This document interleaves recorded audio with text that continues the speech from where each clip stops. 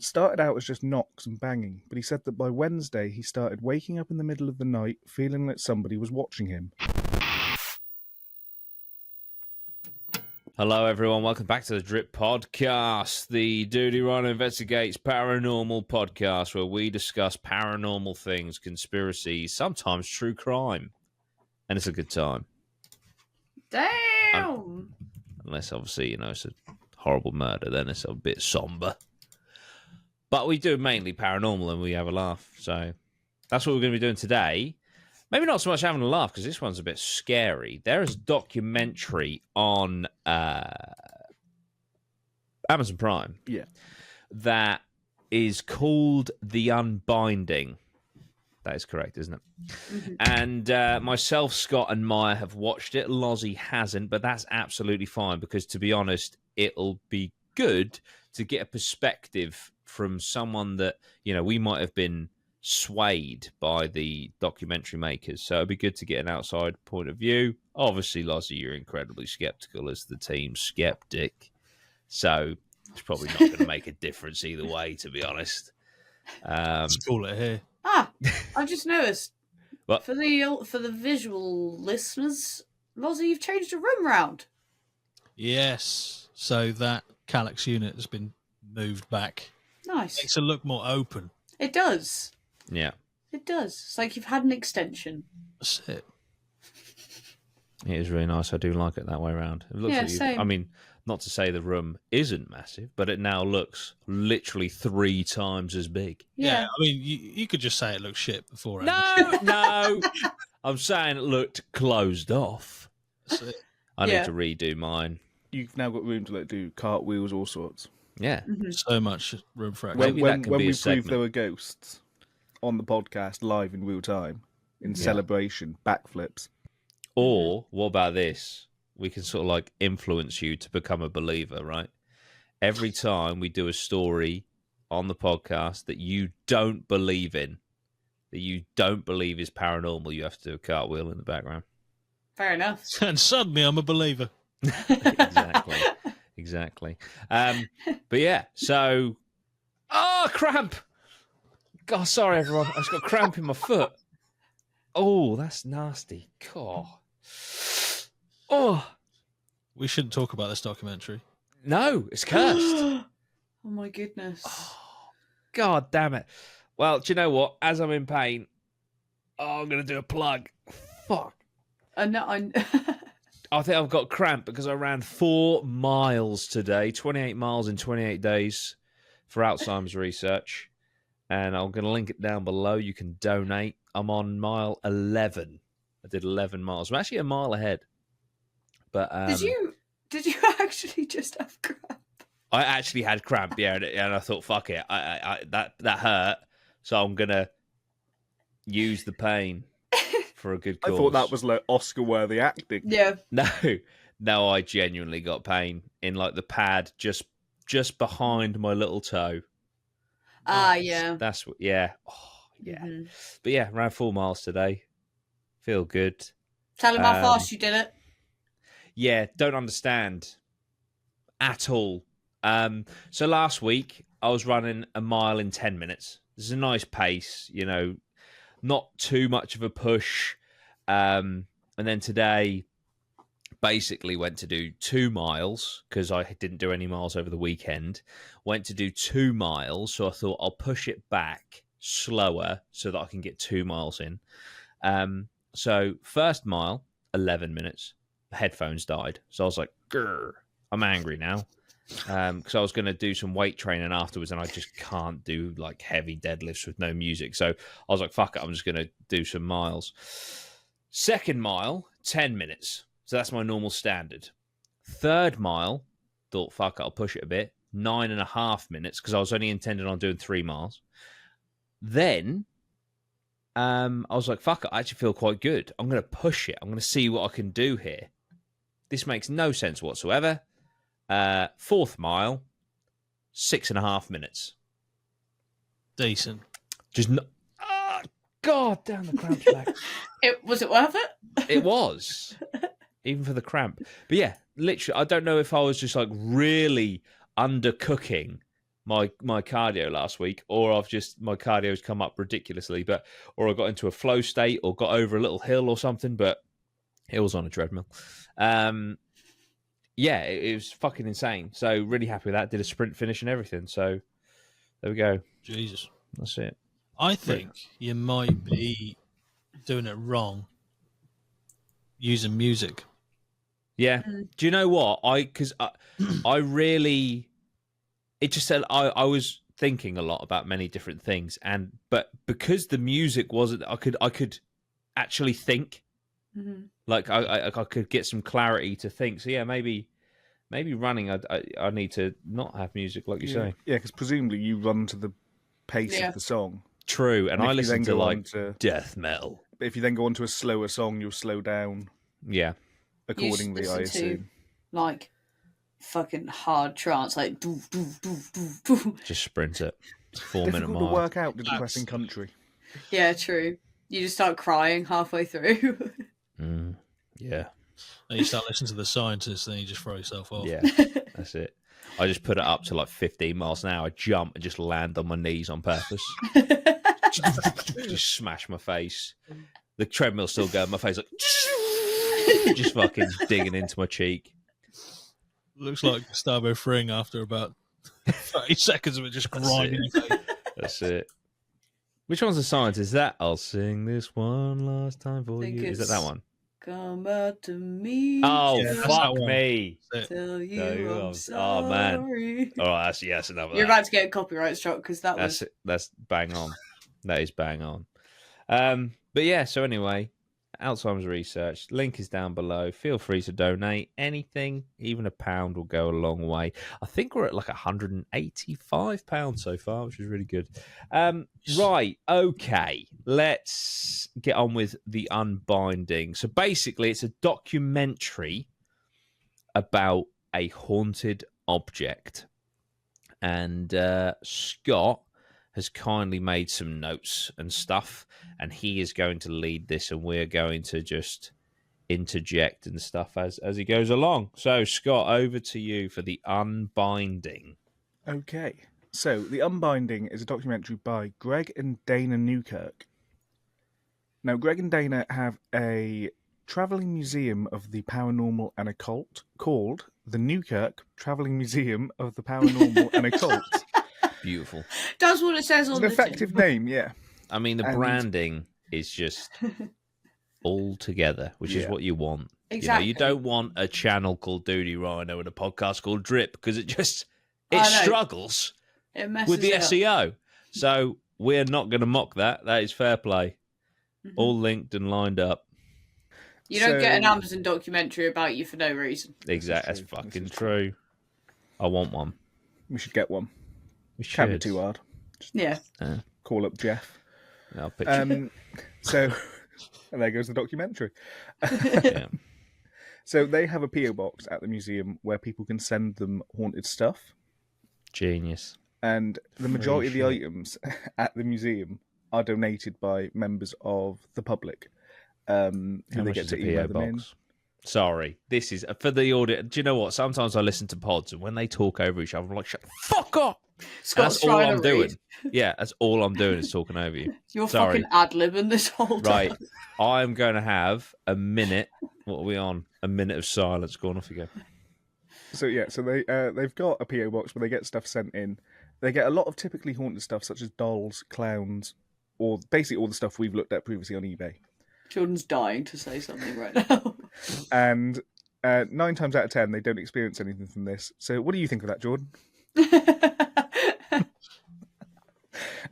Anyway, so Greg was on Reddit. And Nice. there was a post on Reddit that somebody made about how they were out hiking in the woods and they found a weird looking effigy in the Catskill Mountains. Now, I've got the Reddit post here, so I am going to read it. It's relatively long, but I'll give it a quick skim through. It's part of the whole plot. It's so kind it of the makes basis sense. of the backstory Yeah. of the item. Yeah. And essentially, it was posted 9 years ago. The title is, "Me and a friend found this creepy statue while hiking, and now strange things are going on. Anyone know what this is? So, last weekend, my friend and I went hiking in the Catskills Mountains and found a really creepy-looking statue while fucking around in some caves. It has nails in its eyes and a noose around its neck. Looks like it might be old. I don't think it's been there very long, but it's weird because this cave was way off the trail. Somebody had had a fire in there not too long ago. The statue really wigged him out, but his buddy decided to take it home with him, even though he told him not to. Everyone says that there's devil worshippers that come out here to sacrifice animals and do their spells and shit. So he didn't want anything to do with this thing. A couple of days later, his friend calls him and tells him that he thinks the statue's haunted because it keeps moving from its spot in his house. And he keeps smelling really weird stuff. He says he can't sleep at night because banging keeps waking him up. And now last night, someone knocked on his door because no one was there. And when he opened it, and no one was there when he opened it, and he's super weirded out by it. He thinks he has a ghost because of the statue. It might just be a coincidence, but he's really scared, and before they go setting the thing on fire, he wanted to see if anyone knows what it is. Has anyone ever seen anything like this or heard of a statue causing ghosts? And he posted that from a throwaway account because he didn't want to use his main account for spooky paranormal stuff. Nice. So Always lends credibility. Yeah, that was the original post prior to the edit. So based on the very initial bit of knowledge, that's what we've got. What does everyone think, sort of based on just the description there? I really like where they found it, because they found it like like I say, they said in a cave off the beaten track, and I feel like now, if we stumbled across something like that, I would also most definitely take it. This is essentially their version of the knife in the tree. Yeah, why the fuck didn't we take that fucking knife? However, no spoilers, but knowing where this story goes, I'm really glad you didn't. Oh yeah, fuck. Yes. I mean, it would have been a fucking mistake. Having But seen then the we other would have hour had a 38 documentary. True. point. Actually, the Reddit guy doesn't have a documentary. No, but these, Ethan. yeah, true. Shipped it off to someone else, and they got a documentary. Oof. So they then go on to edit that post to say that the friend showed up at like 11:30. He's out of his mind, scared. They've never seen him like that before. They're going to do their best to remember everything he just told them because it was a lot. But long story short, he's sleeping over because something's in his house. They found the statue on Sunday, and like he said, he told him not to take it because it gave him bad vibes, but he took it anyway. He's been an atheist as long as I've known him, so when he told me that something was going on, I thought he was just fucking with me because he knows I like to watch paranormal shows. It started out as just knocks and banging, but he said that by Wednesday he started waking up in the middle of the night feeling like somebody was watching him. Horrific. It's never good, is it? Not ideal. Yeah. This kept happening through the week, and every time he'd wake up, he would smell a really strong scent like pond water. He doesn't believe any of this stuff, so he just ignored it until a few days ago when the statue moved from his desk into his living room. He says that every night since then it's moved into a different room than where he left it. He thought it was just his dog moving it around because it smelled funny, but the dog won't go anywhere near it. He says that she's actually peed in the house 3 nights in a row and she's never done that before. That's weird. Changing That's behaviour really of weird. animals is a bit, yeah. Yeah. Mm-hmm. Upsetting. Yeah. So last night, someone knocked on his door at 3 a.m, and when he went to open it, there was no one there. His motion lights weren't on, and there weren't any cars in his driveway. He said that he opened the door to look outside, and that's when he knew he made a big mistake, because he just felt like he shouldn't have opened the door. And that's why this person made this post in the first place, because of the door thing.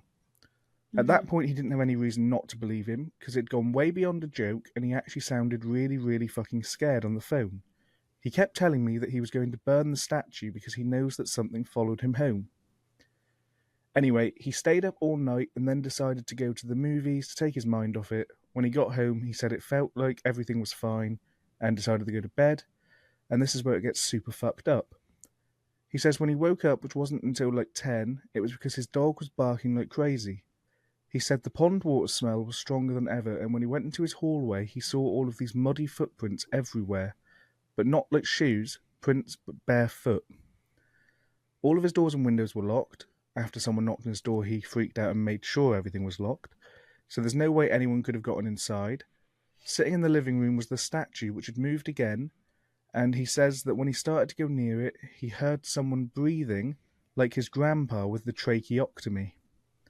Oh. He peeked That's out. so specific as well. That's fucking awful. Yeah. Tell you the other thing, he says like, "Oh, I checked all the doors and windows were locked, so nothing could have got in." If I saw muddy footprints on the floor and everything was locked, I would think I was locked inside with it.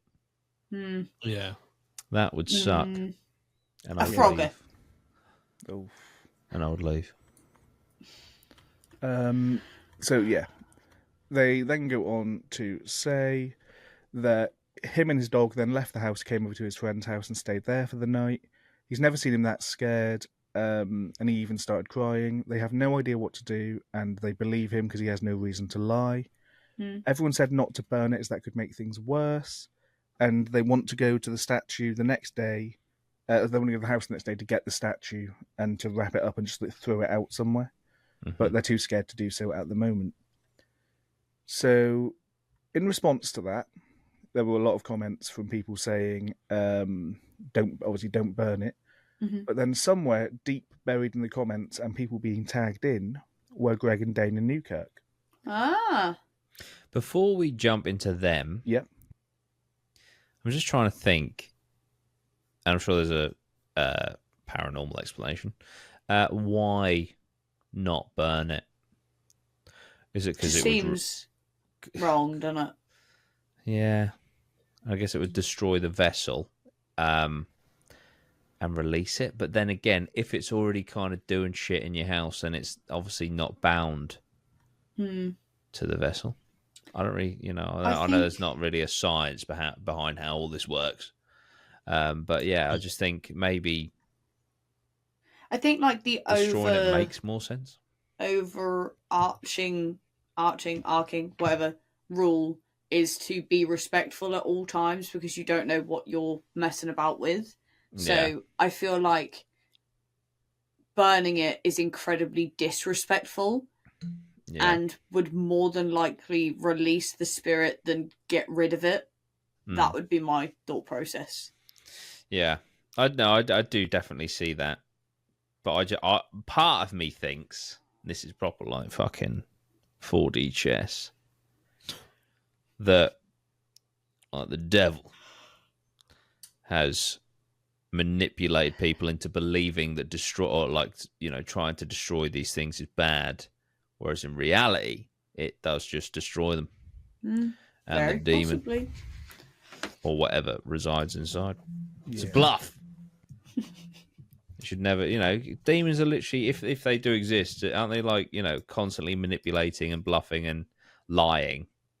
And so it's like, I know it's not them saying it, it's other people, but yeah, I just feel like, I don't know, call the bluff. But obviously, if that's the wrong thing, then you kind of absolutely fucked yourself. It's a tough one. In the comments, what would you do? Would you burn it? I feel like if this stuff is true, and it does have a power within, or an entity, whatever, inside this statue, I feel like burning it, like if you believe in the things that are happening to you because of the statue, in my mind, I'll be like, well, there's nothing I can do. Like if I burn it, why do I think burning it is going to banish or get rid of the spirit? Because it clearly has the power to come out of the statue and mess with me at will. Yeah. What would burning it do? Yeah. I know I said it, obviously not to burn it, to be respectful at all times. But I'm struggling to find a reason why I would burn it if I believed everything was true. It's a very good point. Good point. So they then sent. So the other two guys, Greg and Dana, got in contact with them in the comments after being tagged and sent the Reddit link, and decided they wanted to. They've given some advice. So there's a few fairly lengthy ones that I'm not going to read. because it would take ages, of them just giving different advice for things you can do for paranormal objects. As far as I can tell at this point, they had no intention of being sent the item. And as far as based on what they've said previously, as far as they are concerned, the item is more than likely not haunted. And it's actually just the people that are posting it are kind of making it come across as haunted. Right. So they're putting their own sort of energies into it, which is a big thing they mention a lot throughout this. Mm. That there's not actually an entity attached to it necessarily, but that the person saying it's haunted is making it haunted. Like projected, yeah. Yeah. That's like that interview with the US's top exorcist, who I tried to get on the Atma pod, got through to his secretary, and apparently because we weren't a Christian podcast, we weren't allowed. He said, like, haunted locations don't actually exist, but the act of trying to communicate with the dead, trying to reach the dead and things like that is so sinful and so negative, etc., that it literally essentially manifests the spirits, the demons, etc., because the act of doing it is so bad. Right. Which I thought was, when I heard that, it's because he was in an interview on a podcast, obviously a fucking Christian podcast. I was like, wow, that's a fucking awesome alternate theory that I'd never heard before. Yeah. But I guess that's kind of what these guys are saying here. Yeah. It's like you're actually projecting and manifesting all this stuff onto this object because, to be fair to you, it's an effigy with nails in its eyes and a noose around its neck. So I kind of get why you think it might be a bit odd. Yeah. So they sent some solutions in the Reddit thread, basically saying, try this, cleanse it with sage, etc. And then everything escalated after Greg gave them this advice. So they went back to get the statue because one of the things he suggested was to return it to where they found it. Right. And they went back to get it in the other guy's apartment. The dog refused to enter the apartment when they went back. So they left the dog tied up outside. And then while they were standing in the apartment, the dog started barking like crazy. Both of the men in the apartment thought they saw an old, naked, dripping wet woman with glow-in-the-dark eyes standing in the corner of the room. They both then freaked out and ran outside. And then when they went back in to grab the statue, she was gone. The woman or the statue? The woman. Statue was still where... I think the statue had moved across the room, but it was still there. Yeah. So they then grabbed the statue, wrapped it in a pillowcase, threw it in a box, and shipped it off to Greg. And that's then when the documentary really begins. This is from the point that they then get the item. So Dana, who is a witch, she was raised as a witch. She's trained in witchcraft, whatever that actually means in this sense. They don't give any backstory to her in this documentary. No. So I don't know, Yeah, I mean, we obviously, who I'd love to get on this podcast, and I do apologise, Bex, because I know that we have spoken about it many times, and we will sort an episode where you come onto the Drip podcast. You kind of came onto the Atma podcast and interviewed, and essentially, my understanding of modern day witchcraft is that it is following the pagan religious belief system. Yeah, that is what I think I got from this, but like I said, they didn't really give a backstory. I would assume, but could be incorrect, that it would be similar for this woman. Yeah, this woman kind of went, I'm a witch and I have been for years, and then they just carried on with it. And it was like, but it's fair enough. Like, it's cool. Actually, it's actually cool because it wasn't awfully relevant. It's the the documentary is about the haunted object. So not the people. Does the documentary start? How does it start? Does it start with the backstory that you've just said, Scott, or does it start from basically now? So it starts with a sit-down interview where they talk about the Reddit post and how they got the item and how the museum works. And then then they basically read through the Reddit post and then they get to this bit, and this is where they kind of start with more detail. Okay. Mm-hmm. So Dana, the witch, theorizes that the symbolic magic effigy, that's a mouthful, was designed to either blind whatever's attached to it or silence whatever's attached to it with the nails in the eyes and the noose around the neck. Yeah. They then named the effigy the crone after the archetype of the kind of old crone figure living in the woods that the like a witch hermit kind of lady. Yeah, that the Reddit people mentioned. Because of that, they gave it the name the crone, which is a terrifying name. Yeah. I know. I just kept effigy. Especially if you see the crone in Baldur's Gate 3. She's a scary lady. And also, like, the way that they depict the reenactments in this documentary really are good. fucking terrifying. Really like, good. horror movie level of scary. They're really horrible. Yeah. And I think the I've got crone the one is that we're talking about terrifying. coming up in a minute. yeah, disgusting. Yeah. The one thing I did struggle with this documentary was telling which bits were reenactments and which bits were footage. Yeah. Because it was more towards the second half. Obviously, they had all the footage of them documenting stuff. Yeah. And it's like, are you recreating what happened, or is this actually it? Like I say, we'll get to that when we get there. But it was a couple of the camping bits. I was like, I don't know. Yeah. It to look cool. Yeah.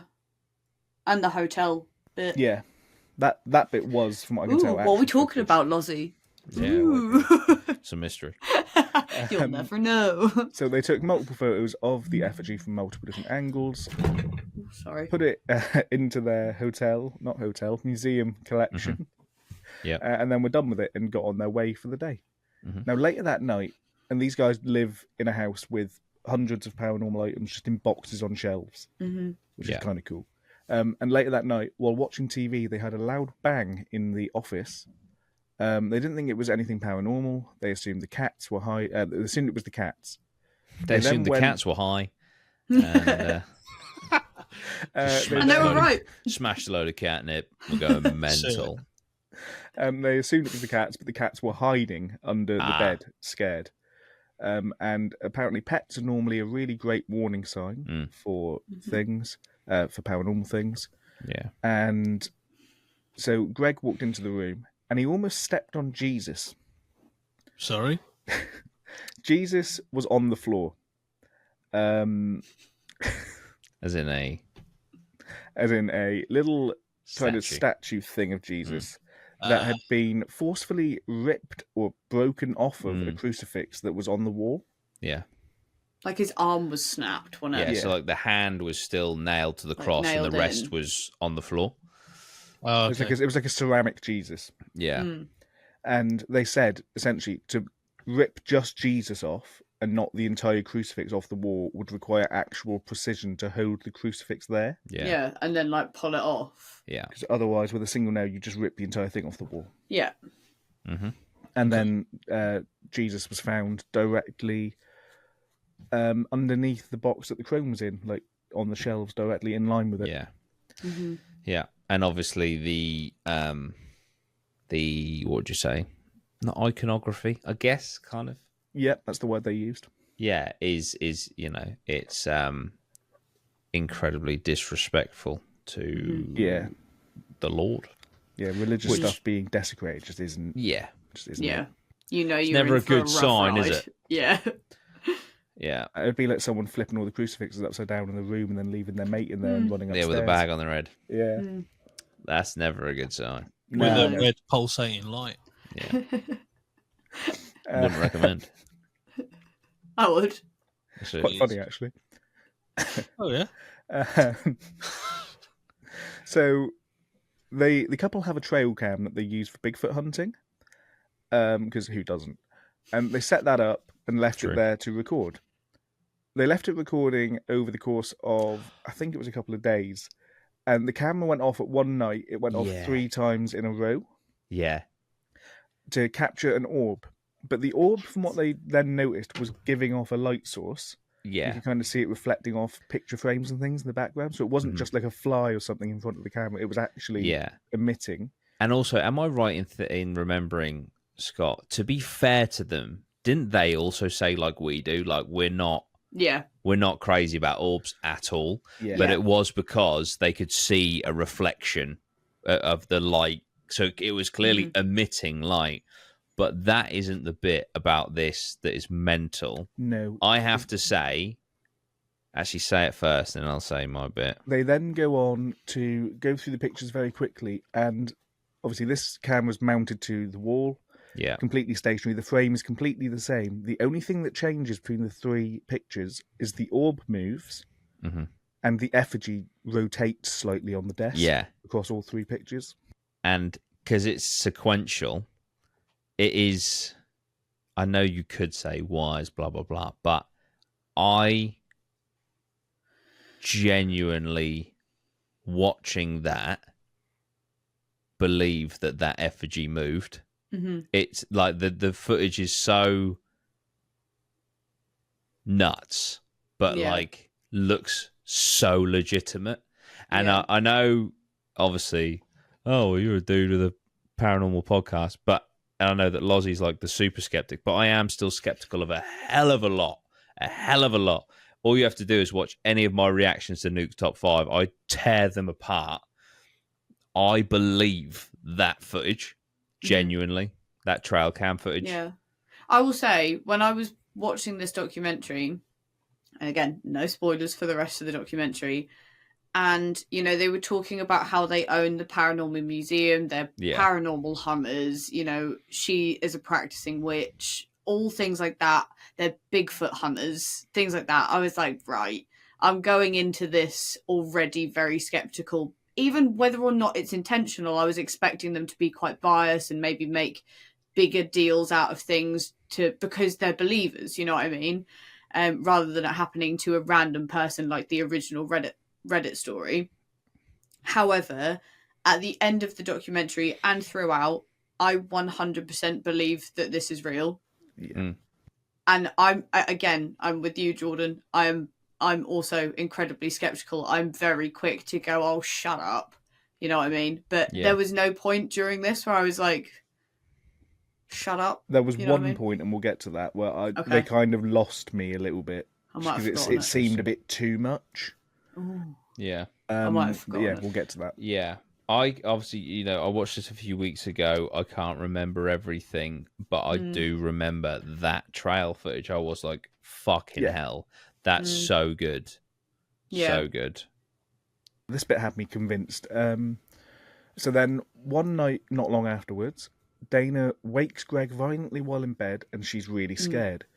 She tells him that she woke up and saw a weird shadowy apparition reaching around the door with kind of like long twig-like fingers. Yeah. Stand there, staring into the room, and then slowly close the door behind it again as it left. And the recreation of that, as I have put here in all caps, is the most disgusting thing I've ever seen. Yeah. The recreations are fantastic. Yeah, I think the production overall of that documentary is very, very good. Very, very good, without a doubt. But yeah, that was the bit you were on about, wasn't it, Maya? Yeah. And there is also another one, which when you say it, I'll say it. Yeah. So Greg is then in his office on, I assume this is another night, and Dana calls him to ask if he'd just been standing on the couch. A reasonable question. She calls him into the living room, and the couch has 2 soaking wet footprints on the back of it. And she initially thought that he may have been changing a light bulb or something while having just had a shower. Yeah, so they're like on the top of the back cushions, if you know what I mean. Yeah, like the cushions you'll cushion. lean against. Yeah. It's like on the top. There's like indentations, like wet indentations. So as in like he's literally like stood on the back of the sofa to like reach up and change a light bulb. That was her working theory. I like the skepticism of that. Soaking wet. I think he says in the thing, she said, "Did you just have a shower and then come out and change a light bulb by standing on the back of the sofa?" And I was like, how have you been skeptical? But Christ, woman, let's not. Also, literally fixing electrical appliances while soaking wet. Yeah, it's not ideal. No, it wouldn't have worked. You'd know if he was doing that because he'd be laying on the floor electrocuted. So yeah. And then they realise that this is very similar to what the other 2 guys on Reddit experienced. So they decide to have a formal address with the effigy. So they take the carving into the living room. They set it down on the table and they talk with it. They welcome it to the house. They offer to help it. They explain that they need to live with each other and help each other and, get along. They then immediately hear the sound of rushing water from the other side of the house. They previously lost a house to a flood, so they both ran to the other bathroom on the far side of the house to check on it. Got there was nothing. Then they heard a set of loud bangs from the living room, and they rush back, and the crone's gone. So they're looking all over for it, and can't find it. They then eventually find it under the cabinet that has the TV on it.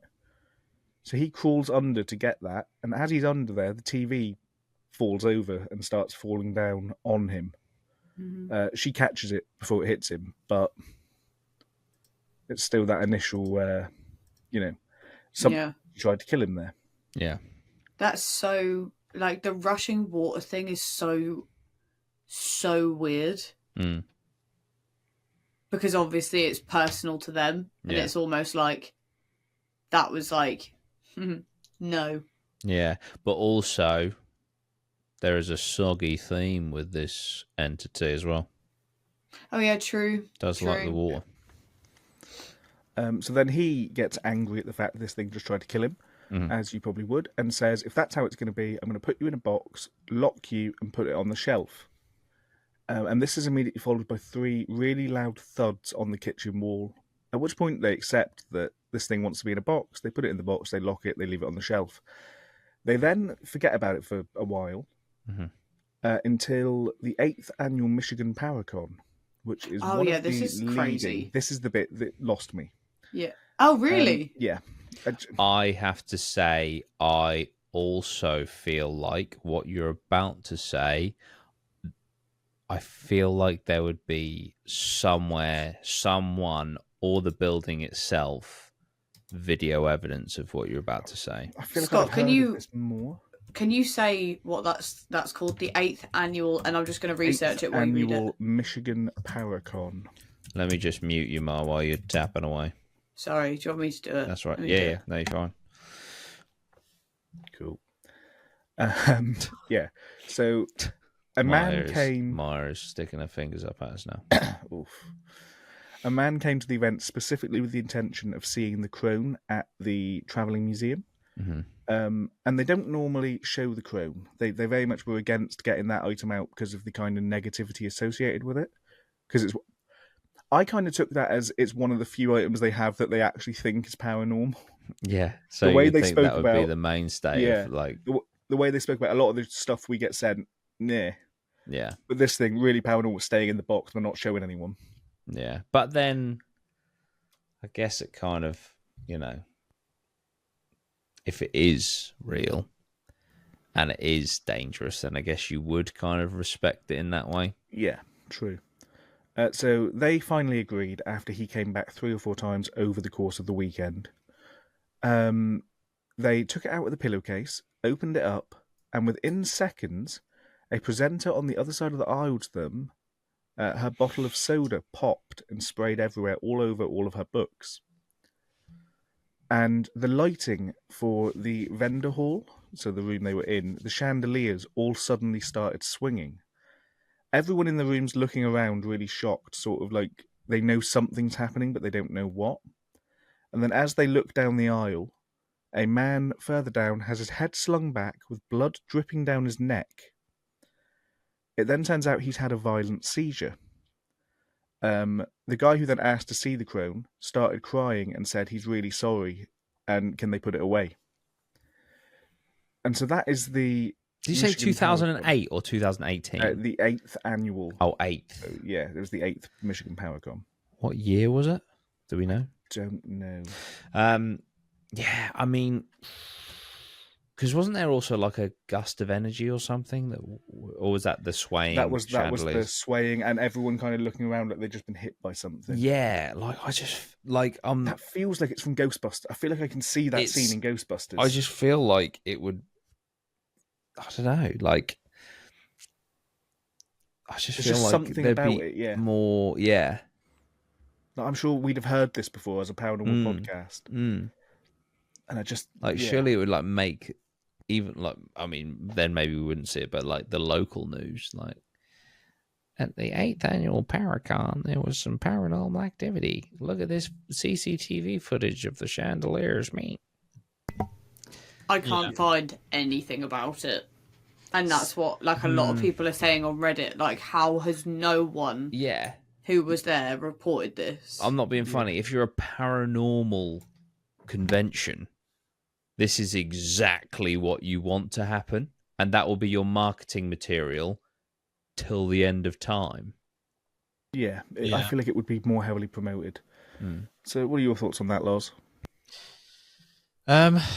I am struggling with this a little bit, just because I don't know, you might have mentioned it and I'm just forgotten it. How long have they had this museum for? In the documentary, they don't go into it, but as far as I'm aware, they've had it for a while. Okay. They both started off as kids doing paranormal investigations as two separate groups. Yeah. They then hung out and realised it was more fun to do it together, fell in love, got married, and I think fairly early on into their careers, they started the museum. Okay, so previous to this, as far as I am concerned, and I'm not in the know, but have they ever had anything that was of any note in terms of paranormal activity surrounding an object or something they had before? I'm not sure. The Paranormal Museum, I've just found it, opened in 2013. 2013. Sorry, I just had to smile there, Scott. I think you just stared at the sun. Yeah, their website is entirely white. It is it's a flashbang. Yeah. But they have a podcast, don't they? Which is going still to this day. What is their podcast? Just give them let's have a look. we'll best give them a little plug as we're talking about their documentary. Obviously, even though we're going through it, I still it's the Haunted Objects podcast. Nice. Check it out. I would also recommend, even though we're going through it now, checking out the documentary, or maybe pausing this podcast and going and checking out the documentary, because it's really fucking good, really good. And there are some, there are some paranormal documentaries that get a bit carried away. And I know we've just discussed a bit that we're a bit skeptical of, but I do overall. This documentary is very good and definitely worth a watch. So they've been to Paracon. It's got a bit funky. So after this, they decide that a good idea will be to 3D print paranormal. Oh yeah, this is sick. Scanning models of paranormal objects and then reprinting them to study them further. Yeah, because obviously they view themselves as a full-on museum, and they do want to actually document and kind of study the objects, not just have them for the ghosts. Yeah, and I guess if they have to either pass them on or destroy them or do whatever, they can create a replica so that in their museum they can be like, look, this is what it looked like, this was the size, etc. But you can handle it and look around it and everything, but it's not dangerous. So they're doing a live stream in 2017. They've just launched a museum membership program. As far as I can tell, that is just a Patreon. Genius. And they're talking about the crone. Speaking of Patreons, Dudey, Rhino, check it out. Yeah. You could be watching this yesterday if you were a Patreon. That's it. True. They talk about the crone. And Jason, who's a friend of theirs who owns a 3D scanner. That is literally his job title. They introduce him as, he's the guy we know who has a 3D scanner. Mm-hmm. Sure. And he makes a joke about how his wife's not very happy, so he can't put the crone into the baby's crib tonight. A great joke, high quality. And Jason is watching crowd the went live wild feed. for that Yeah, one. Jason's watching the live I'm going to be honest, I didn't follow. What? So Jason, I think they were going to scan the crone at his house. Right. Make the 3D scan of it, and he put a joke in their live stream saying that he was going to put the crone in his newborn baby's crib.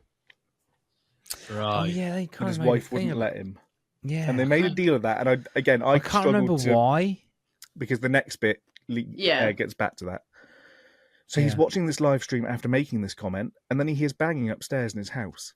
He walks across the kitchen and sees wet human footprints in his house going from the back door of his house all the way through, up the stairs, down the passageway, and into the baby's room, all along his lovely white carpet, and culminating standing next to and staring over the baby's crib.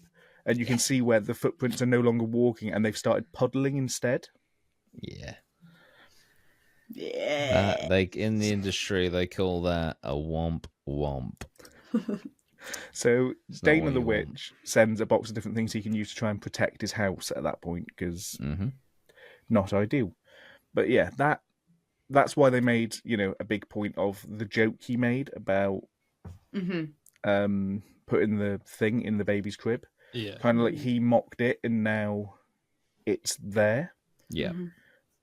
But I couldn't tell if at that point the crone was at his house or if they still had it. Because if the crone was still at their house and the entity from this went over to his house and did all this, that implies a very different thing to if he had the crone there to 3D scan it. Yeah, I think he probably had it to 3D scan it. Yeah, because at no other point in this do they mention that this thing can travel across cities to people watching live streams. Yeah, That'd be pretty fucking cool, though. But yeah, we believe that Fred has followed us to places. Yeah, but that's because we've physically Yeah, true. We can't been stole him with for a bit. him. Maybe yeah, we've got main character syndrome. Yeah. exactly. So Jason will know his wife will no longer let them do it at his house, the 3D scanning. So they planned. What a bitch! It threatened our baby. Why can't we carry on? So they've planned to do it in a hotel on Halloween. My notes are very shorthand. They've planned to do it on Halloween night in a hotel. So they've taken all the 3D scanning equipment to the hotel room. They've booked a decent hotel. It looks quite nice, fancy. They've got all the cameras there. They're going to Not do the 3D haunted scan. either. No, they made sure to emphasise that this was neutral ground. Just a normal, which regular old hotel. I found fascinating as an idea because we're always like, oh, we need to find a haunted location. But what if we get a haunted object and take it to a location like a hotel room and then do the investigation with the assumption that we've brought the ghost with us? It would also be really interesting in that video to not... So, say, for example, we have a haunted doll. We leave that in the car and we do an hour's worth of investigating beforehand and just show how few evidence how little evidence you can get when a place isn't haunted, and then compare that to when we do it at the Ram and whatever. Yeah. Be really interesting, because it would be really cool to go somewhere and not get any evidence and then be like, okay, this actually isn't haunted. I mean, Introducing a factor to- I would introduce you to, Here we go. I've forgotten what it's called. Daring Woods Part 2. Yeah. Literally, fuck all happened. But then, obviously Daring Woods was the first one was very interesting because of the knife. Yeah. But when you actually look at Daring Woods Part 1, nothing happened. The Ouija board was a bit wild, but then again, we were kind of kneeling and it was very painful. But I'll tell you what was really cool about Daring Woods, and we've proved that Estes methods definitely work in forests because it did in Rendlesham. The Daring Woods Estes method was radio silent. That's so interesting. Which was like... See, that's what I mean. That's cool in itself. Yeah. So I would love to go somewhere not haunted Speaking and of do an Estes investigation. methods, Well. A lovely Treadmill. Yeah, that's it. While they are doing the 3D scanning, Dana decides she's going to try the Estes method. Yeah, bear in mind, right? Spoilers. Puts us to absolute shame. She's in this Estes method for 4 hours. Yeah, she just sits there in the Estes method the whole time. The whole time they're doing like 7 rounds of scanning. Yeah. And then they're just kind of like having a chat with her. Mm-hmm. Yeah, Which is she's in the why background. this weekend at the Paranormal Investigation, one of us will be in the Estes method forever. The entire time. The thing is, though, her reasoning for the Estes method going on for that long is because one of the points of the Estes method is you're kind of supposed to become like a medium for the spirits, and in order to become that medium, you need to be in that state, that like tranquil state. And I feel like 30 East Drive, where you did your Estes method, Jordan, where you were basically, I'm pretty convinced you were asleep. Yeah. I think that may be one of our strongest ever Estes methods because you were in that state that you needed to be. Yeah, I agree. I was like in the plane of asleep. You were just asleep. No, but no, there is like that kind of like zone. Something state. Yeah. Yeah. You were in a fugue state. Yeah. Really cool. So they open the box, they take out the crone, and immediately she on the Estes method says motion. They tell it they're going to take it home after they've taken its picture. Oh, the other thing... Oh, no, that's later, actually, never mind. They take it home after taking some pictures of it. It immediately says choking through the Estes method, which links back, obviously, to the noose. They then say that the 3D scanning isn't going to hurt you, to which she keeps saying it is and hurt. It then says the 3 words of Eden, think, and maybe, back to back, while they're doing a 3D scan of it. She then starts getting sharp pains in various parts of her body. And I respect the fact she doesn't pull out of the Estes method at this point. She just keeps going, despite the fact she's like, oh, yeah, that hurts. It's like, hang on a minute. Yeah. Crack on. And while scanning, so they're doing the first 3D scan of the object, and they get through the words, don't make that. Yeah. And then they ask the question of, do you not want us to 3D scan you? To which she says no. Now, according to Dana, there are 2 distinct voices coming through. One is kind of a lighter woman's voice, and one is a dark, growling man's voice. And then it says don't, and Jason reveals that as it said don't, he clicked save on the scan. Yeah. They then found out that the nails don't appear in the scan at all. Yeah, it's really weird. But neither do the nail holes. It's like they're not there. The scan should pick up one or the other, and it picks up neither. They then get through, and they make a weird point of this, despite the fact that, as far as I can tell, it mentions it a few times, but they say the word bid'em. And at this point, the software freezes that they're using to 3D scan it. She then hears a woman crying, at which point the Estes method says, covered in rain. That water theme again. Ah, yes. Followed by, I made it, and Brother Bid'em, all coming through on the Estes method. So they're live streaming this on Facebook at the time, and people in the chat come back and say that Bid'em is apparently something to do with prayer. And then they get the word cave. Yeah, which obviously is where they found the effigy. Now, this is something that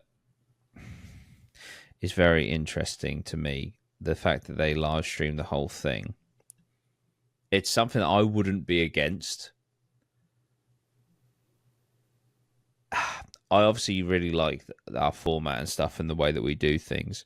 But one of the things, that because they're live streaming, and obviously they're live streaming to paranormal fans, the fact that and also they're live streaming to people that can Google things straight away, which I think is just really interesting and could be really cool and be a cool element to add. It's like in like CSI, like when you've got all like the detectives, and then you've got that one person that like sits in the computer room and like Googles things for you. That's essentially what the viewers of the live stream will be. Yeah, because if we get something, so we got Peter at 30 East Drive. Turns out Peter was in like the list on the 30 East Drive website of things that people have got before. And also, so people can put things together. Yeah. It's so hard. Like, genuinely, we all are aware of it, and we all try so hard to come up with links while you're in the Estes method, and it's so hard to see them when you're in it. yeah, But when you're watching it from the outside, or when we go back and watch them later, it's like, why did you not put them two together? Yeah. And having a live stream going on while the Estes method is happening will serve in that respect. Yeah. And it lends so much credibility to the experiment, because it's like you can see what an Estes method actually is with no, like, you see it from start to finish. You can see that at no point is there any discussion, or you can see the random tests that we do throughout that make sure that that person can't hear at any point. Yeah. So it will lend for the skeptics and the newer viewers would lend a lot of credibility to those as well. Yeah. So yes, they've taken this 3D print, or this 3D scan, sorry, and it's not working properly. And this bit's really weird. Because they want to be able to remove the noose from it, as far as I can tell, from the 3D scan, they've separated the head and the body. And it seems as though the file is then manipulating itself in some way. Oh yeah. Oh yeah. Because at the point that they did this, actual fully detailed human fingers came out from within the doll. It's really fucking weird. Fingernails, the lot. Yeah, on the scan, like coming out of it, it's like a fucking like that. Yeah, because I think what their intention was that if they 3D printed the noose onto it, it's not going to be the same as how it is in real life. So I think they wanted to 3D print the body, the head, and then the noose separately, so everything could Or I then think fit just together. tie a rope noose around it. Yeah. So they wanted to do it like that, but in the two separate parts where they've cut the scan, there's like actual hands coming out of the body and stuff. It's really, really strange. That aren't there. Yeah. Obviously. Yeah, as if something was trying to escape from the piece. Yeah. It's Really fucking weird. say, which was really creepy. Yeah, I forgot about that. Yeah, and then so they established at this point that the 3D scan isn't working for what they want to do with it. And around the same time, they met a guy called Tyler Strand. One more thing. Yep. Throughout, obviously, you mentioned how she said that she was getting sharp pains. I think they did like 4 or 5 scans throughout the entire time that they were there, and the only time she ever complained about feeling pains was when the scans were happening. So it wasn't, and she never said that she felt a pain in the like half an hour to an hour that they were uploading and analysing the footage and saving it, etc. The only time she ever said that she felt pains was during the scans, which only took like 10 minutes or whatever, and there's no way she'd have been able to know when they were scanning and when they weren't. So that's another huge thing. So it's almost like whatever is inside that doll was trying to get them to stop, or that the scan actually was potentially hurting them. Yeah. Maybe. And she was Very feeling that pain. Yeah. And around this time, they met a guy called Tyler Strand. Tyler Strand's a special effects artist who also happens to be a paranormal investigator. And he said that he could make a cast of the effigy, which could be used to essentially make, to kind of mold replicas. And that, sounds better than the 3D scan option. So they go with that. Yeah, that guy got completely ditched at this point. Yeah. Your 3D printer's no use to us now. Go away. Never gets mentioned again. It's like he didn't exist. Literally, never shows up in interviews. So from this point, they realise that they're going to have to make the mould, they're going to have to remove the noose and the nails. So the only place they could do this is when they look to finally remove the nails and the noose.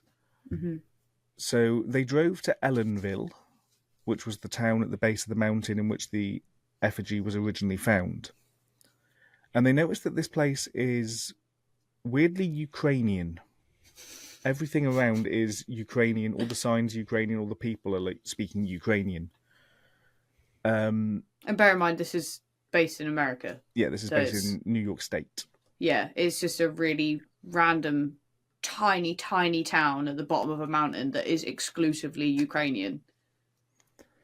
And they speak to a man named John Tanay, who I invited onto this podcast and didn't reply to me. Oh, God. I did. Nice. I'll try again.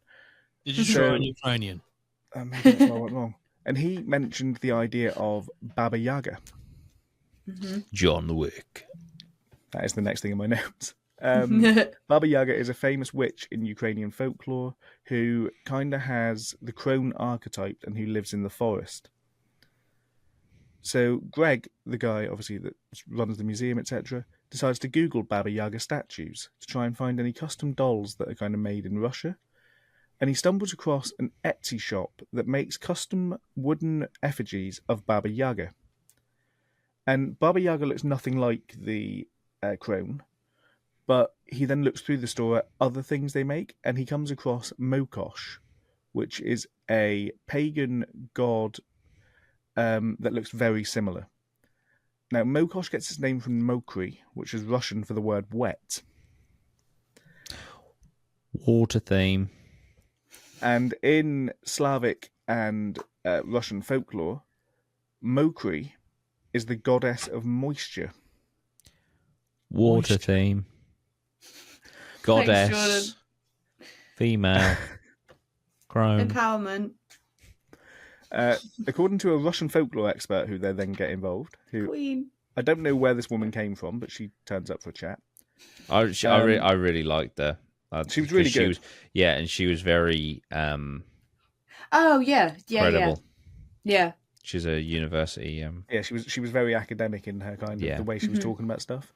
Yeah. She says that if this was a neo-pagan group that made this statue or this effigy, there wouldn't be noose or nails because that would be incredibly disrespectful to their gods.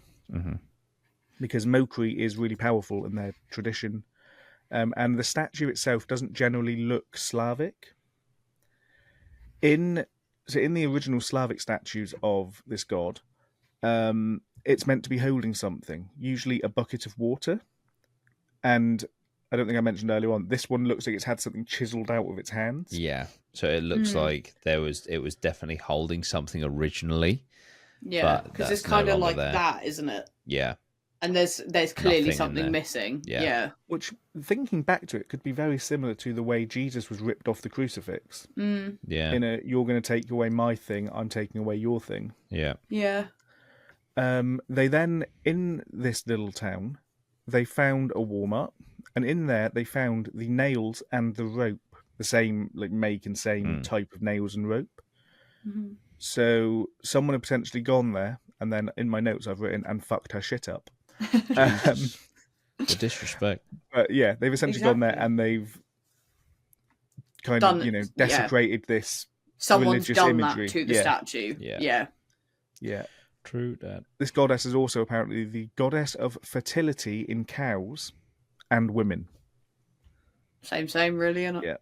Yeah. She also apparently stole children, which would obviously go back to the baby thing from earlier. Mm-hmm. Oh, looking over the cot. And then they cut to Tyler in the hotel room before they do this adventure, doing an EMF reading of the doll.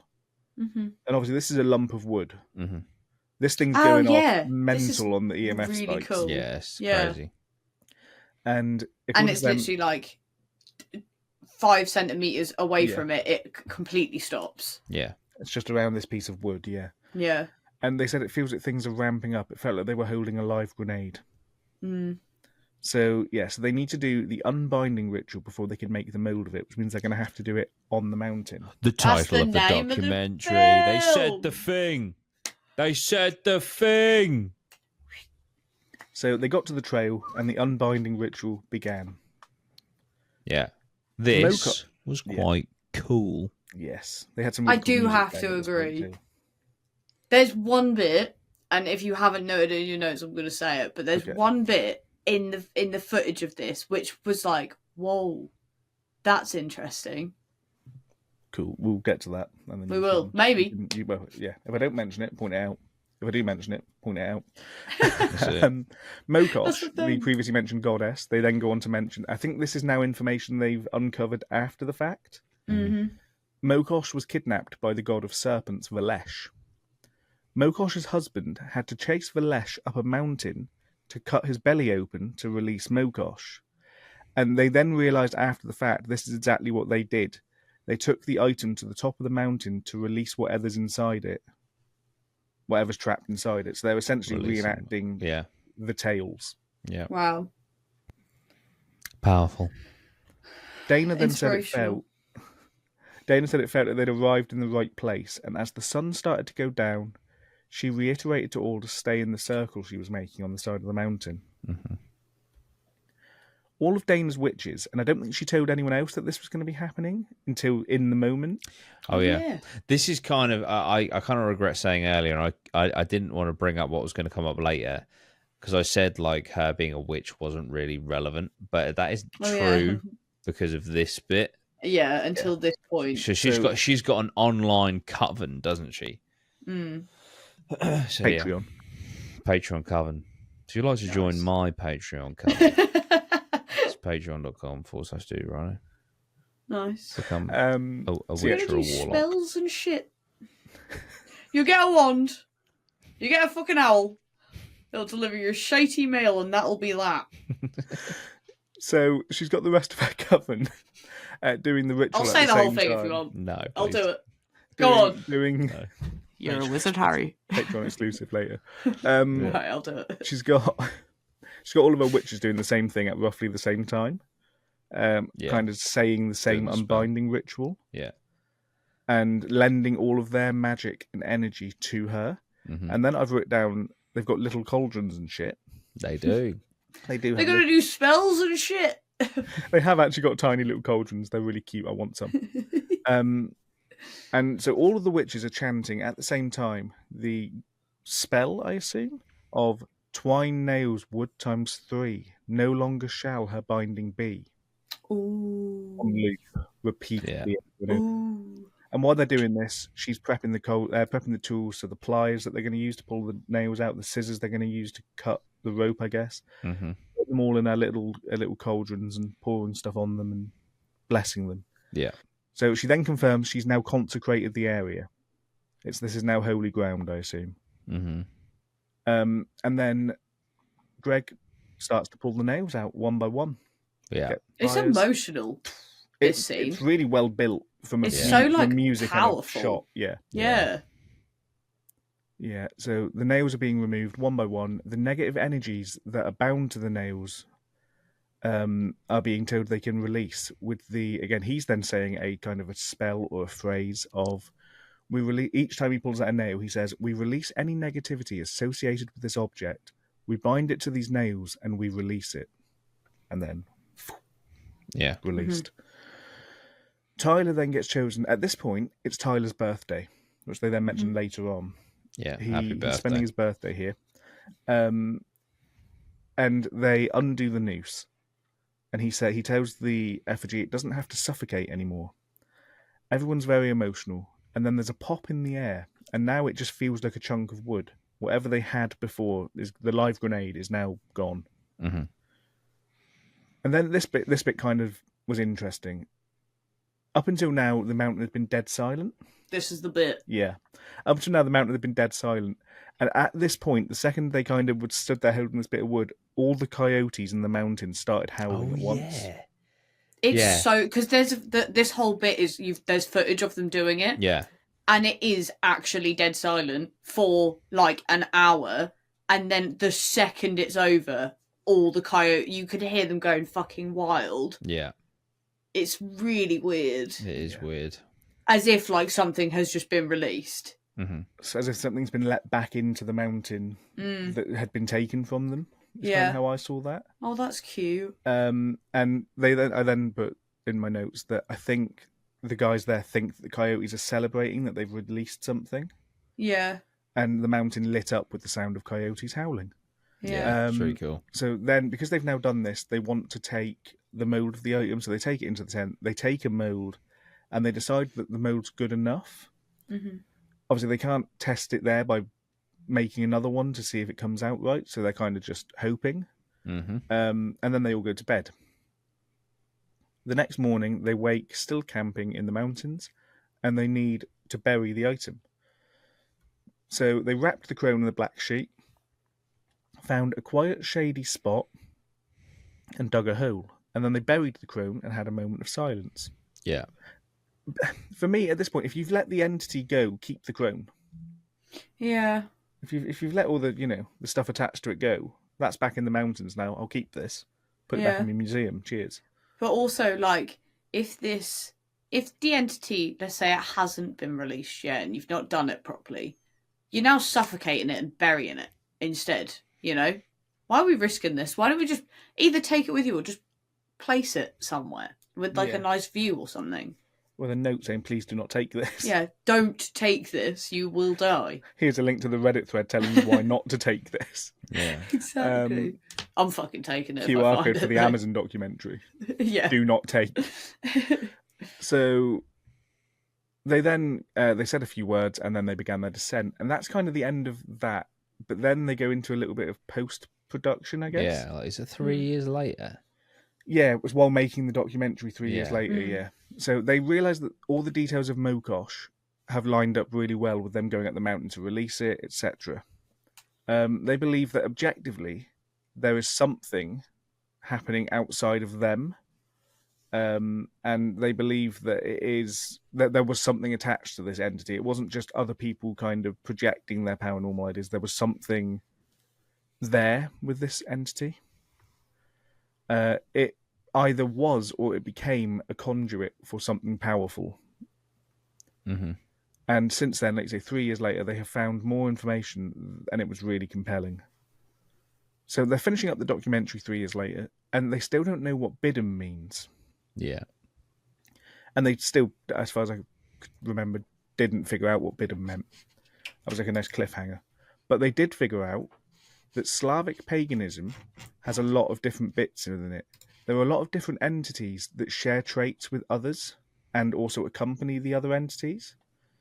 So Mokosh, who was the one that the statue was of, has a follower called the Kigimora. And there's two kinds of Kigimora. The interesting one, or the one that we're interested in here, is the Kigimora of the swamp. And can be identified. Pond smell. Can be identified in folklore by her wet footprints. Wet footprints. Water theme. Kigimora is described as a small, hunchback, thin-old woman with a pointed nose and dishevelled hair that kidnaps children, which ties in far too nicely with everything they've experienced. Mm-hmm. And then another thing that, again, 3 years later, really weird. Christianity incorporates a lot of pagan gods into its saints, and Mokosh became Saint Petka. Now, Saint Petka's holy holiday is the final weekend in October. This happens to be, completely by coincidence, the same date they went up the mountain to do the Unbinding ritual. The Thursday night going into the Friday were her holy days, and they went up there on the Thursday night. They buried it on the Friday. Yeah, to the date, wasn't it? Yeah, to the exact date. It was that weekend that year. Yeah. Mm-hmm. So Greg, this changed his entire view on the paranormal and on paranormal objects. He now fully believes that they brushed up against something godly or potentially an ancient goddess of some description in some capacity. And then the documentary basically ends with them making a 3D, or making a mold from the mold of the crone out of, I guess, like enamel or whatever, or epoxy. They fill it up, they get it out, and yeah, they've now got a thing of the crone. It looks really good. It doesn't have the nails, and it doesn't have the noose at this point. And that's kind of where the documentary ends. Yeah. Yeah. But yeah, but obviously the Bidum revelation and the Petka timing, etc., is pretty crazy. Obviously, I guess we have to go with a skeptical angle that they knew all this, and so they did all this to align with it. But there's no way of ever knowing that. And if what they have claimed is true and the timelines is true and they didn't know Bidum, etc., it's one of the most compelling pieces of evidence Mm. and According one of the to- craziest haunted objects Yeah. by far. I think superior to any of the Annabelle shit and all that stuff. Yeah, 100%. According to Wikipedia, Wiktionary, which is Wikipedia's dictionary, Didn't bidden know that existed. in Latin means a period of 2 days, which would be the Thursday, Friday, which I don't think they mentioned in the documentary. I think they kind of established they didn't know what bidden itself meant, but apparently it's a period of 2 days. Interesting. Thursday into Friday. But yeah, fantastic documentary at the very least. Even if you don't believe, it's a fantastic watch. Highly recommend it. And yeah, all the people involved seemed quite cool, because that's the other thing is some paranormal people, and I love this industry. Obviously, I love this topic. Some of them don't do themselves any favors when it comes to believability and credibility. Do you know what I mean? Like it's just. But no, these guys seem really cool, and yeah, I say, I think there was definitely something with that object personally, and they also just taught us a few really cool things, like taking a haunted object to neutral ground as a potential investigation idea. The whole unbinding ritual was pretty gnarly. And yeah, just a really, really cool, really well-made documentary. Lozzie, after hearing all of that, I know you're incredibly skeptical, but what do you think? There's definitely some wild. I don't know if I would downplay it as coincidences with that. At the very least, Did you say if there was any footage of the, like the feet marks or the wet feet marks, foot marks? I don't think there was. Okay, so to be fair to you, Loz, you would think you'd take fucking photos of that or something, wouldn't you? As paranormal investigators as well. I don't. Did they ever have the wet feet, or was it the 3D printer guy and the original two dudes? But surely the second. Oh yeah, yeah. I think there was footage of that, wasn't there? Or was it? See, this is the thing, like you were saying. Was it footage or was it a recreation? I can't recall. Yeah. But the lack of evidence is one thing that does obviously this story's downfall. But you've got the footage of the object turning. True. Which is fucking weird. Yeah, it's very interesting. And so subtle as well. Yeah, definitely. Yeah. I think the only other thing that sets off red flags for me is obviously I know that the TV fell and it felt like quite an attack, but I feel like for two people that are running a paranormal museum, you get the most haunted thing that you've ever seen.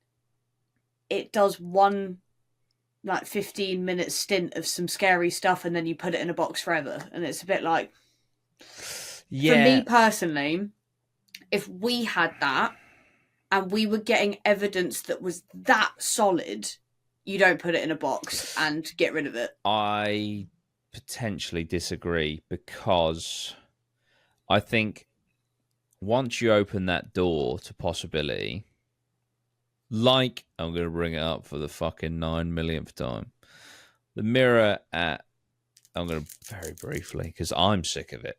So, the mirror at the Ancient Ramin, that kind of, the sensation I had was of a worldview collapsing in my brain. And we were terrified and we ran away, right? And we weren't attacked. We just saw something that we absolutely still to this day cannot fucking explain, right? I think that if you've got that not to say that their worldview fell apart because they were obviously believers prior, but I think if you've got that combined with a genuine like threat to your safety, well-being, etc., I think you would be very fucking scared and arguably foolish to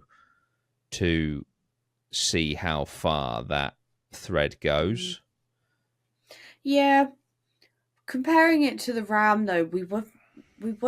respectfully very inexperienced at that stage, and had the same thing happened now, we would behave completely differently. Yeah, and these people are occult collectors. Yeah, they know what they're doing. But she's a witch. You know, they've both got so much experience, and they kind of take that risk every day by having those things in their house. Yeah. So, like, that's kind of a paranormal haunted items collector's dream, and it feels like it got shut down very quickly. But you've also got all the evidence that the other guys had, you know, and I don't know. I completely see what you mean. Yeah. I just feel like the other thing yeah, is, yes, they went through it, but they got absolutely no physical evidence of it. That's the other thing. It's like, fair enough if you caught it on camera and, you know, it's like, but I'm not being funny. The stories that have been told about this item compared to a fractional move on a trail cam is very different. Yeah, like this entity is moving around the room, no evidence of that happening. It's creating bangs, it's pushing things over, and the only thing that's what I mean. Wet footprints from two different people, and the only actual tangible evidence that we have of this is a trail cam picking it up, moving fractionally. But which I don't dispute that evidence whatsoever. I think is fantastic, but maybe the story is a bit exaggerated, possibly, of course, always a possibility. But they also have lives, and that doesn't mean they're you know. So that means they're not recording 24/7. They're not photographing 24/7. I get it. If you see a watery footprint, you're going to take a picture of it, like they did at the blacksmith. There's watery footprints, and they took pictures of the blacksmith. But I can give benefit of the doubt to some of it on their behalf, because although yes, they're occult collectors, yes, their job is to have a haunted museum, yes, they have all these things in their house. That doesn't mean that you have it surveilled 24/7 to capture evidence. Maybe they should, but it doesn't mean that you do. So yeah, but I get it. I do get it. But yeah, I think it's some of the most compelling haunted objectory. It's not even a word, or certainly not the right word, that I've seen, and it's a really good documentary. So yeah. And what are their names? George and Greg and Dana. Who was George? I don't remember being a George. Yeah, George isn't here today. Greg and Dana. Dana White. If you ever want to come on the pod, Greg and Dana Newkirk. If you ever want to come on the pod, if you just watched and listened to this, who knows? They might search their own things a lot, and we might have popped up. Please do feel free to come on and tell us some more sides of the story. We'd absolutely love to hear it. But yeah, right. So now we're moving on to the Patreon question of the day. One thing I will say about that documentary, though, is, and I don't know if you felt the same here, Jordan, I've got a number of allegedly haunted dolls that I've bought from random people on eBay. Yeah. I've got 3 of them over there, and watching this made me sort of go, huh. Send them back. Yeah. Maybe buying random allegedly haunted shit online and just bringing it into my house isn't the best idea. Yeah, 100%. Because once you've let it in, mate, I've heard they're a bastard to get out. It's absolutely fine. All you got to do is take it to a convention, give a man a seizure, then 3D mold it, then take it up a mountain, then perform a ritual with a witch, then bury it, then struggle to not die from coyotes, and then 3 years ago you'll get to the bottom. 3 years later you'll get to the bottom of it, and an Amazon Prime documentary. There you go. Seems worth it to me. That's it. Very simple. Just follow those steps. Exactly. Right. Okay. Let's do the opposite of what I've just said. Because I've said that it's a very intriguing piece of evidence. Winter's Sorrow on Patreon asks, what piece of evidence, paranormal evidence, do you think is bollocks that everyone else thinks is legit? Mine, and it's not that, I mean, I think it's a bit hard to go, everyone else thinks it's legit. I do not believe that video of Bigfoot walking through the logging thing. Oh, we're going for specific evidence. I thought you meant types of evidence. Oh, did you think that's what you meant? I don't know. Well, I mean, Maybe, I was thinking orbs and. I was on your wavelengths, Jordan. Okay, well that's fine. Me and Mara will answer it like this. Because I've got an answer, so. All right. I don't know if I'm going to be allowed to say it. Though you might want me not to say it. Jesus. What? Say yours, and then I'll say mine. Then I just said Bigfoot. Oh, that, but specifically that picture or video, whatever it is, of him like Patterson Gimlin film. Yeah, didn't you interview someone about that? No, we did a podcast on it, I think. Ooh. You've interviewed someone about Bigfoot on the Tepes. Yeah, shit, yeah, I did. You literally interviewed Bigfoot. Yeah, I interviewed the Professor fella. Good point. Forgot about him. Yeah. Oh yeah. Because I reached out to the guy that filmed the Patterson Gimlin film, and he is 103 and doesn't like doing interviews anymore. Understandable. I'll let him off. So Maya, what's yours? I'll go further to say, this isn't mine, but I would go further to say all Bigfoot evidence, I don't believe. All of it. I've never seen one piece of Bigfoot evidence that I believe. So fair play.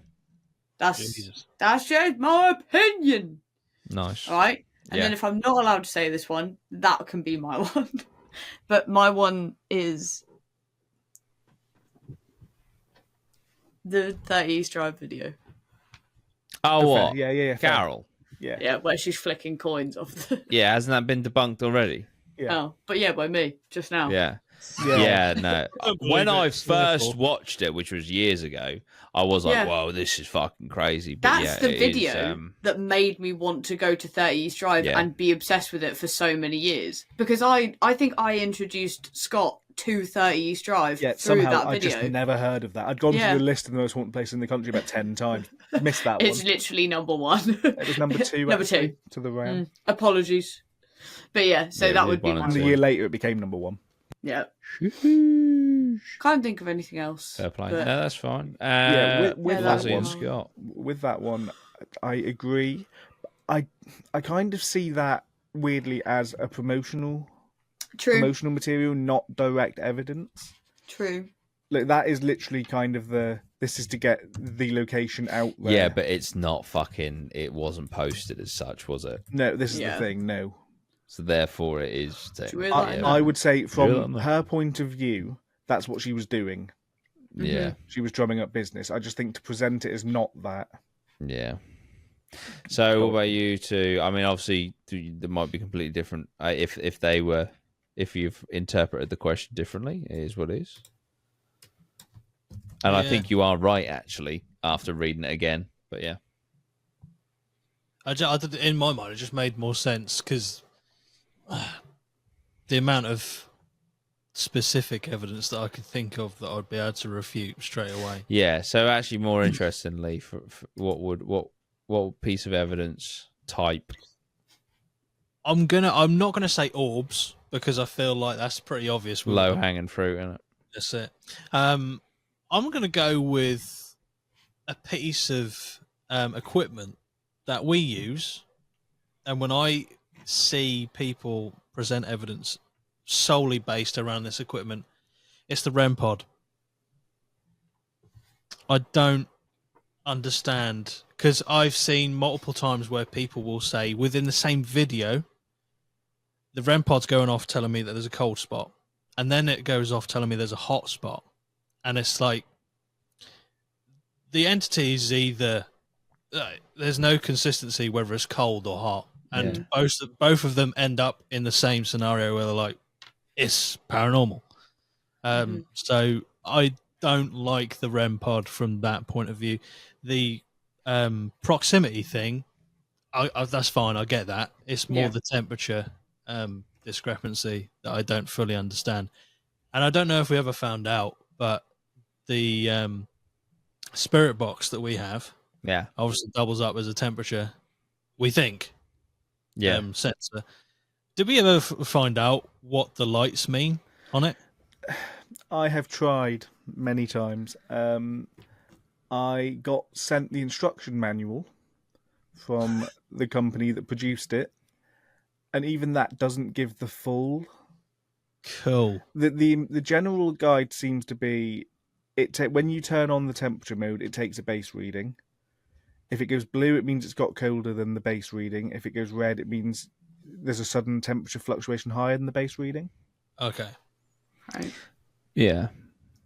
Okay. Right. But it does like a flat beep. It does like multiple beeps. It does like red light, blue light. Beep, beep, beep, beep, beep. It's really weird. But we've got like a super duper REM pod now, which we're going to be using next week. It's like the one you see in all of the big YouTubers. It's the one. Yeah, the REM pod. So hang on, let me see if I can just grab. Well, while Scott explains his evidence, I'm just going to quickly grab it. Yeah. So mine, if I'm going on evidence alone, I am going to go for the low hanging fruit and just say orbs are bollocks. Of course, yeah, because they are stupid and I hate them. Yeah, Jesus. Agreed. If I'm talking specific kind of a piece of evidence that I want to set on fire, and phrase this better, this is not a threat. The Conjuring House. Ah, yeah. No, Absolute not the Conjuring rubbish. House. I don't want to set the Conjuring House on fire. Let me rephrase this slightly. If it burns down, Satori who and did what's it. his face Johnson. Ah, Cody and Johnson, Satori. not Johnson. What are they called? Cody and Satori. Yeah, them. Those two. I don't want to set them on fire for anyone listening. However, bullshit. Jesus. I don't believe that the Conjuring House is haunted. I think the house itself is. I think it's very much like 30 East Drive in the sense that there has been some questionable